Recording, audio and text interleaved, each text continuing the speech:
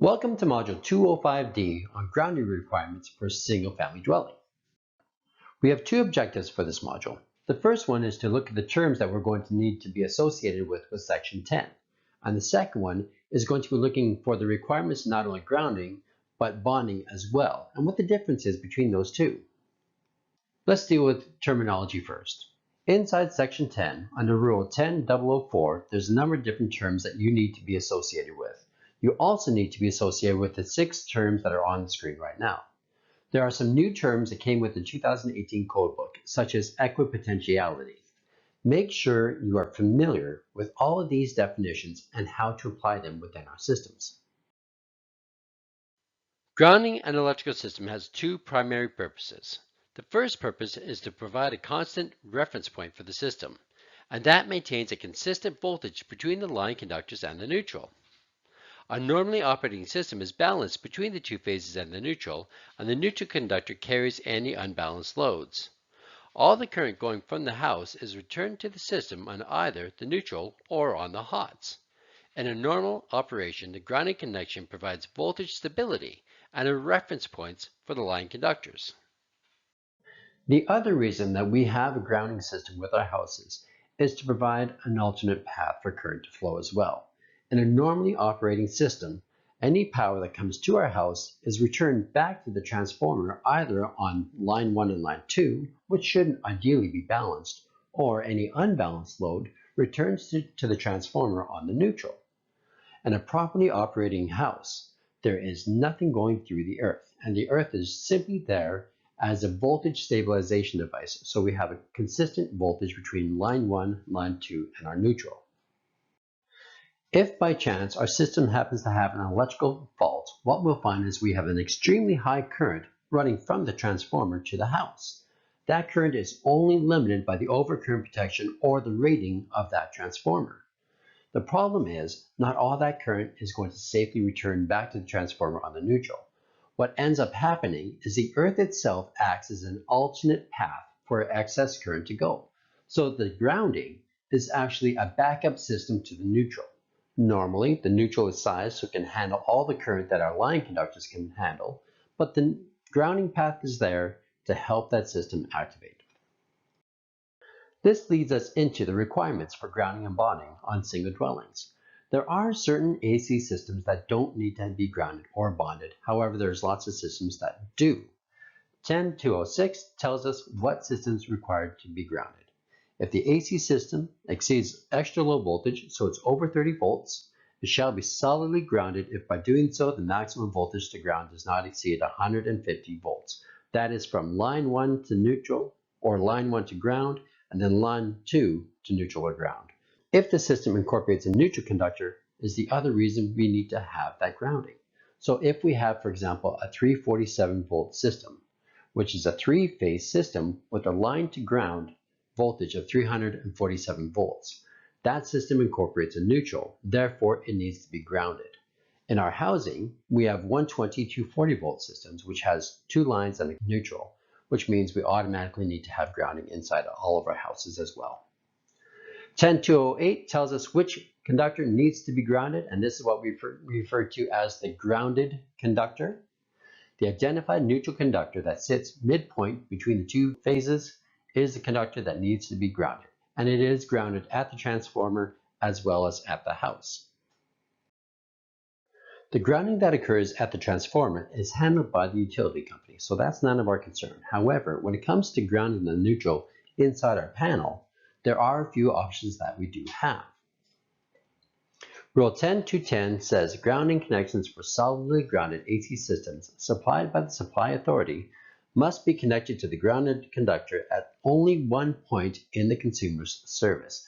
So we had to find one point between the meter base and the panel to connect our grounding conductor to our neutral or our grounded conductor. We basically have 2 different options to achieve this. The first option is to provide the grounding connection inside the meter base itself. That would mean that my grounding conductor goes from my earth grounding electrode up to my meter base, and inside the meter base my grounding conductor would be attached to the neutral bar. The neutral bar also has the neutral connection from the transformer and the neutral connection going over to the panel on the same line. And we also have to have a fourth wire on the same terminal going from the neutral bar down to a bonding strip inside the panel. That bonding strip is what's going to connect the meter base as well as all the rest of my system to the grounding electrode. If we choose this method, we must make sure that that neutral bus is isolated from everything else. It cannot have any other connection. Sometimes we will have a bonding screw going through the neutral bus in order to facilitate that bonding jumper. But we'll talk more about that a little bit later on. Option number 2 is to run our grounding conductor into our panel.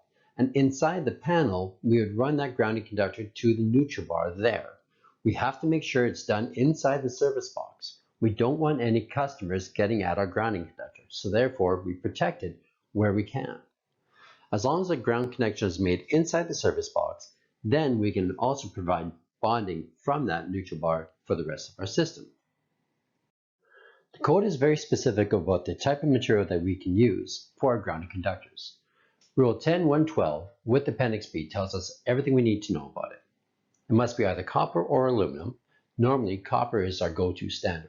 And if we do use aluminum, it must be protected against corrosion, especially if it's coming in contact with earth. And we have to be careful with aluminum around any concrete, which could also corrode the aluminum. Our grounding conductors must also be approved by the inspection department. They can either be bare or insulated if they're insulated with green as per 432, and they must be resistant or protected against corrosion. When it comes to the sizing of my grounding conductor, the code is also very specific about this. Rule 10.1.14 states that if I'm going to use a copper conductor, it must be a number 6 and a number 4 if I use an aluminum. The only time I can have a conductor smaller than this is if my actual feeder conductor itself is smaller than a number 6. So if I have a number 8 feeder conductor, I can have a number 8 grounding conductor as well to match it, but I cannot go smaller than my feeder conductor.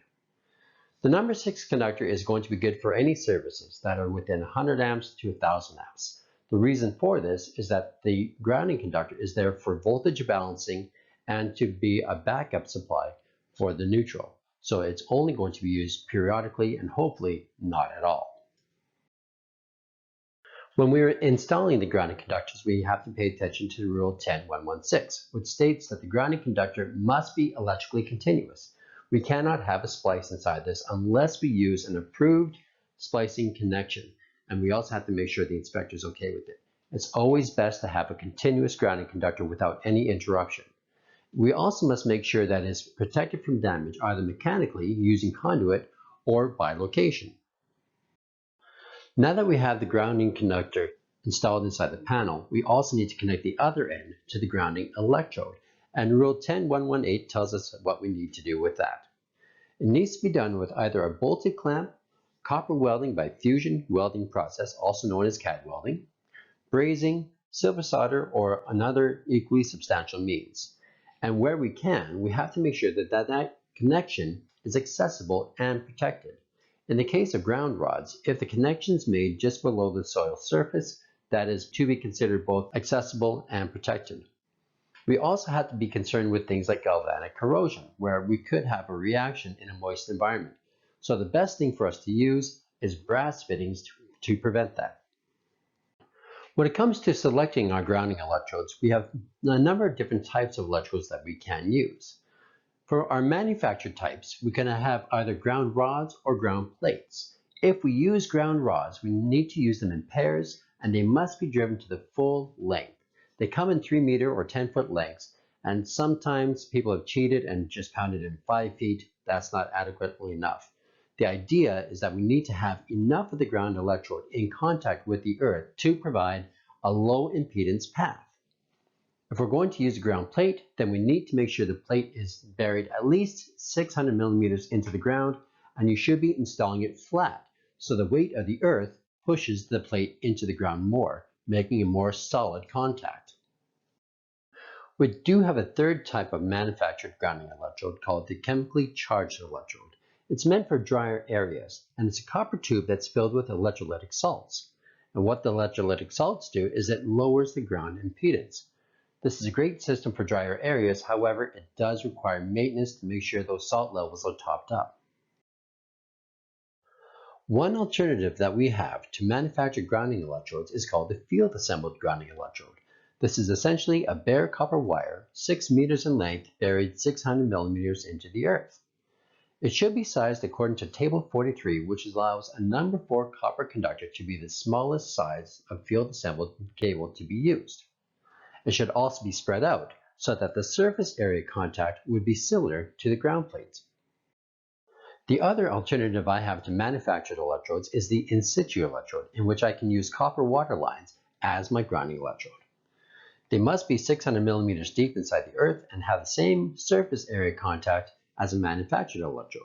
So if I were to compare that to a ground rod, that means my copper water line must extend past the footing at least 10 feet into the earth. I want to caution you about using this type of grounding simply because if the house has had any work done to the water line outside of the foundation, it could have been replaced with a plastic pipe instead of the copper pipe. So using a proper grounding electrode is the preferred method. We can also use rebar inside the concrete as long as there's enough surface contact to justify a low impedance connection. Now you know all about grounding. There is only one grounding point inside a service, and that is going from the grounding electrode to the neutral bar inside the panel. And whether that connection is done inside the panel or inside the meter base, it doesn't matter, as long as there's only one point of connection. Now we're going to start talking about the other green wire that's inside the panel, or bare wire as the case might be. This is called the bonding conductor. The purpose of bonding is to provide a low impedance path between all non-current carrying parts of our electrical system. This includes all of our junction boxes, all of our device frames, all of our cabinets, everything that we need to touch metallically, but we don't want it to be live. That is what bonding is all about. There are two main purposes to bonding. The first one, as we mentioned, it provides an equipotential connection between all non-current carrying metal parts. What that means is that if I have two exposed metal parts and I touch them both at the same time, there's not going to be any voltage difference there to shock me. If you work in an older home that does not have a good grounding and bonding system in place, it is possible, and this has happened to me, that you can touch two appliances at the exact same time and get a shock. So be careful about working maintenance in older houses. The other purpose for bonding is to provide a low impedance path for any fault currents. So if we do have a short circuit between a hot conductor and a box or ground anywhere, the current will build up very quickly, which will allow the circuit breaker to trip. If we did not have that return path through our bonding system, we would not get that high current and our breaker wouldn't trip out, and we would actually have a live box sitting there, which could be a very dangerous situation. Either way, we need to make sure that a bonding path is mechanically and electrically secure at all points. Our bonding system and our grounding system must be connected together at some point, and this is covered in Rule 10.2.10. This rule states that the grounding conductor for a solid grounded AC system supplied by the supply authority shall be connected to a grounding conductor at one point only at the consumer's service. Normally, this is done through a grounding jumper of some sort, and we can have manufactured grounding jumpers, or we can put in our own. A manufactured jumper is like the screw that you see on the screen now. It's going to be either a brass or a green screw attaching the neutral bar inside the panel to the casing of the panel itself. It could also be a strap or bar doing the same function. Our bonding system jumper needs to be located in the service at the point at which our grounding conductor is attached to our neutral bar. This could be either in the panel or in the meter base. If it is done inside the panel, we need to make sure that the neutral bar inside the meter base is completely electrically isolated from the can. We cannot have that connection between neutral and the can there.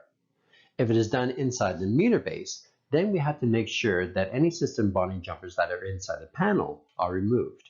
We can only have one connection between our grounding system and our bonding system. Otherwise, we could have currents running on our bonds, which is something we definitely do not want. If we need to size the system bonding jumper ourselves, we can use Table 16 in order to figure out what size that conductor should be. Our service equipment has very special bonding requirements since the supply authority side of the service is considered to be unprotected. Standard bonding practices apply after we reach the main overcurrent device. 10604 states that bonding continuity for the service equipment means that all metal parts of the service must be bonded together, which includes the service raceways, the cable armor, the metal sheaths, meter fittings, boxes, and service equipment enclosures. And we need to ensure this by making sure that we use threaded couplings and threaded connections done up tight when we use rigid steel conduit. Bonding bushes can also be used anytime that we are using a flexible metal conduit or an EMT. And they're going to supplement the bonding conductor when using standard lock nuts. Anytime that we have a raceway going between our panel and our meter, we have to be aware of how we're going to get that bonding connection between the panel and the meter connected. We can either run a separate bonding conductor from one to the other, and then we also need to bond the raceway itself using a bonding conductor. However, if we have a solid piece of EMT or rigid conduit, we can use that EMT as the bonding conductor itself, but we need to have bonding bushings on both sides of the EMT in order to facilitate a good, strong bond. Everything past the breakers is going to be protected by the breakers themselves. So now we have a protected system, which means that our bonding requirements for anything past our service connection is going to be a little bit more lax. And we can use common lock nuts and everything else in order to facilitate that bond connection. Anytime that we have a cable, we have to use a separately bonded conductor that is run with the cable. However, if we can use EMT, we can use that EMT as a bonding path as well. The most important thing I can stress when using EMT is to make sure that you have tightened up the lock nuts as well as the set screws. These are what facilitates that bonding path. And if the set screws and the lock nuts are not tight, we lose our bonding path, which could create a dangerous situation. We also have to be aware that every device that we install also needs to be separately bonded so that we can remove the device without interrupting the bonding system. We can use the box itself if the box is made of steel as a bonding path. So when we run two cables into the box, as long as we put them both under the dedicated bonding screws, we can use the box itself as an intermediary between those two connections. We still need to make sure that we can remove the device without interrupting that bonding path. And any device that has a bonding screw should be bonded. In the case of having a PVC box, like our exterior boxes, there will always be a grounding screw inside there in order to facilitate the bonding of all the devices. We use table 16 to size our bonding conductors, and the bonding conductor size will be based on the ampacity of the largest ungrounded conductor inside that cable or the raceway. In cables, the manufacturer has already sized that for us, and we can trust what they've done is correct. So we can just use the manufacturer's bonding conductor. However, if we're going to be running anything in PVC or flexible conduit, and we need to run our own bonding conductor, use table 16 in order to properly size it. The last topic we're going to cover with grounding and bonding is equipotential bonding. There are a number of things in your house that aren't electrical but are metallic and could become energized. In order to avoid accidental electrocution, some non-electrical equipment must be bonded together. Rule 10700 lists a number of things that need to have equipotential bonding, and these include continuous metal water piping systems, continual metal wastewater piping systems, metal gas piping, conductive metal parts around livestock. Keep in mind, when it comes to your metal water supply piping, if you use it as a grounding electrode, you don't need to bond it as well because we already have that connection. However, if you use another grounding electrode means, then all of our copper water lines must be grounded. Also, for our gas lines, it is only referring to the solid gas lines, and any flexible gas line cannot be grounded in the same way, simply because the bonding connections would crush that gas line. When it comes to installing equipotential bonding, we are allowed to leave this as open wiring. What we must make sure is that the bonding connections are mechanically secure and are suitable for the environment, so be aware of anything like corrosion. Rule 10708 states that the equipotential bonding conductor size cannot be smaller than number 6 copper or number 4 aluminum. We've now reached the end of module 205D. Hopefully you understand all the different terminologies that we use in section 10. Make sure you review them and you understand what all those different terms mean.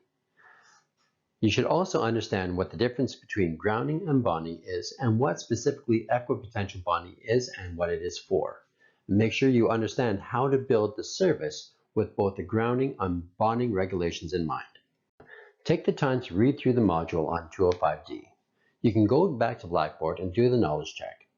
At this point, you should be able to review all the modules 205A to 205D to get ready for your test S5-1.